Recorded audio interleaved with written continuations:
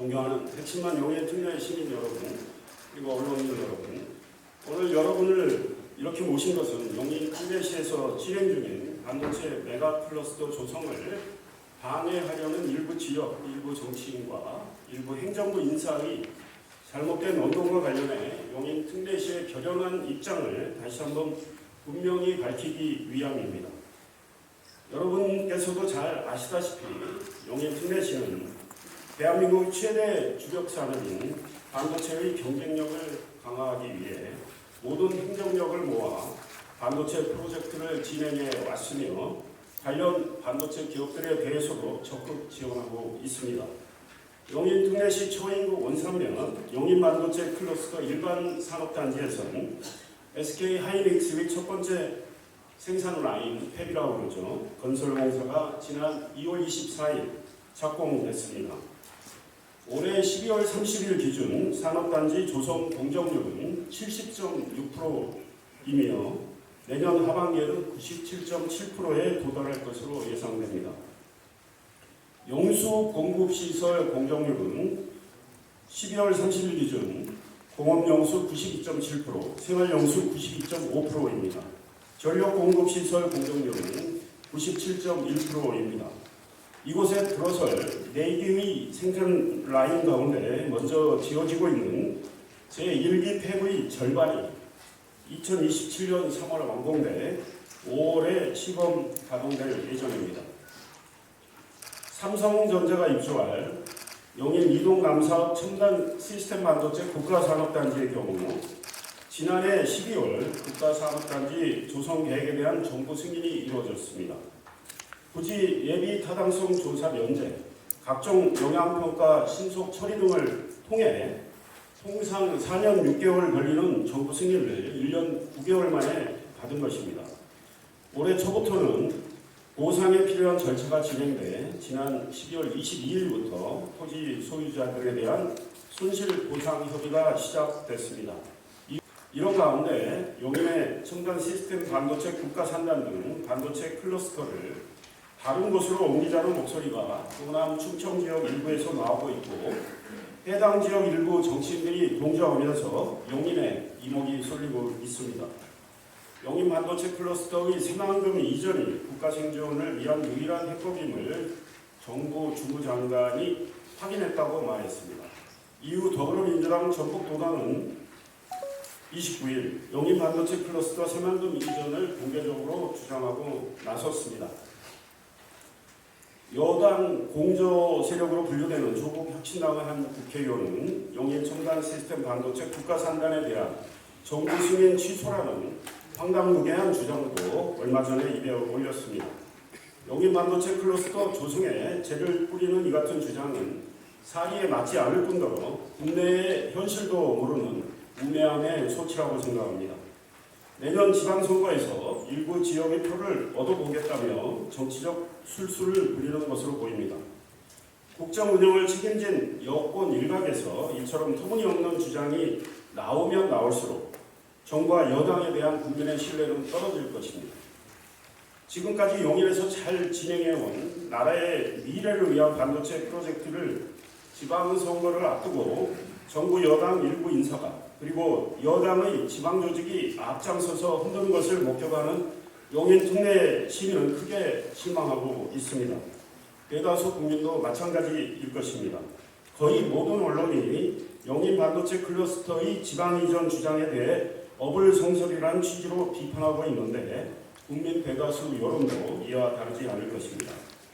국민은 이제 정부 여당의 저희가 무엇이냐고 의심하고 있다고 봅니다. 용인 반도체 국가산단 등 반도체 클러스터 조성은 문서의 계획이 아닙니다.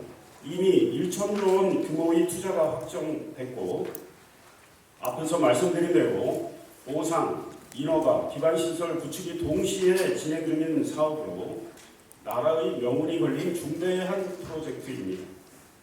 반도체는 속도와 집적이 생명입니다.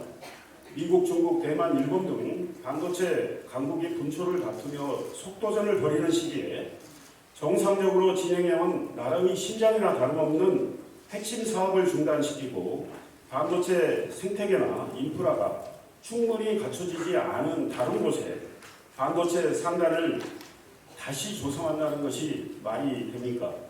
이는 대한민국 산업 중 경쟁력을 가진 몇 개 남지 않은 중추 산업을 죽이자는 말밖에 되지 않습니다.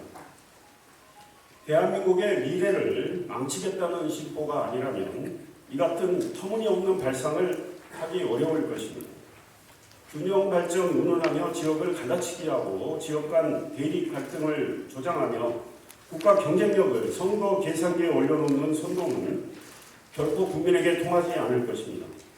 국정을 책임진 쪽이 무책임한 행동을 하고 있다며 국민의 지탄만 받을 것입니다. 미국, 중국, 유럽, 대만, 일본 등 주요 국가와 반도체 패권 경쟁을 하는 상황에서 우리가 반도체 산업의 경쟁력을 강화하기 위해서는 용인 국가산단 등 반도체 클러스터 조성에 더욱더 박차를 가해야 합니다. 2003년 용인 반도체 클러스터는 단순한 산업단지가 아니라 대한민국 반도체 산업의 미래를 좌우할 국가전략 프로젝트입니다. 반도체 산업의 경우 시간이 곧 보조금인 현실에서 생산시설의 적기 구축과 적기 가동은 반도체 산업의 경쟁력을 강화하는 기초입니다. 이것은 국가성장 동력의 기본이기도 합니다. 용인 국가산단을 비롯한 반도체 클러스터의 지방 이전은 산업단지 계획 수립을 비롯한 환경, 교통 등 각종 영향평가를 원점에서 다시 진행해야 할 뿐 아니라 전력, 용수 등 핵심 기반 시설 구축 계획도 다시 수립해야 하는 등의 문제를 수반합니다.